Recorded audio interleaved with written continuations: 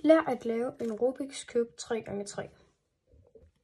Det første du skal, det er, at du skal lave et hvidt kryds, hvor den røde skal være over for den orange, og den blå skal være over for den grønne. Det er det første, du skal.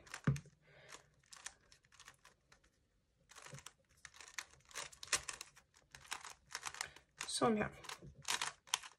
Næste du skal, det er, at du skal have cornersne på. Der ved tæt på ved deres center. For eksempel den skal på der, så gør vi sådan her. Så er den på der. Nu skal vi have den der deroppe, så det vi gør, det er, at vi tager, hvis vi holder den sådan her, nederste lag til siden, ned til siden, op.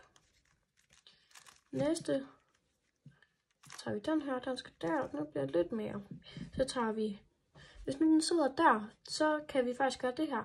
Ned til siden, op til siden, ned til siden, op. Så sidder den faktisk der. Og så nu skal vi have den der på, så gør vi faktisk bare det samme.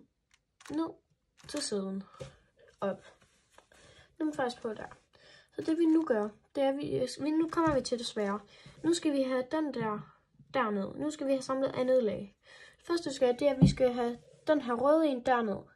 Så det første vi skal, det er, at vi skal tage den her over til den modsatte side, der hvor vi skal have den ned. Sådan der. Og så skal vi tage den her, der hvor vi skal have den ned. Side op til siden, ned til siden, op til siden, ned. Den kommer derned. Og nu gør vi det samme. Til siden, op til siden, ned til siden, op til siden, ned. Nu skal vi gøre det samme. Nu skal vi egentlig bare gøre det på hele laget. Nu vil vi bare lige den der, det vil jeg bare lige. Sådan der. Nu skal vi have samlet det gule kryds. Uden at smadre det her. Det vi gør, det er, at vi tager den første. Hvis det bare er sådan et der, en lang linje, så skal man bare tage det første lag, tættest på en, op, sådan her, op, og så op til siden, ned til siden, og så ned. Nu har vi et hvidt kryds. Hvis nu vi siger, at,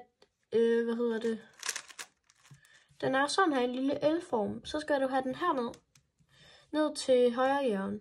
Så tager vi den to ned i stedet for en.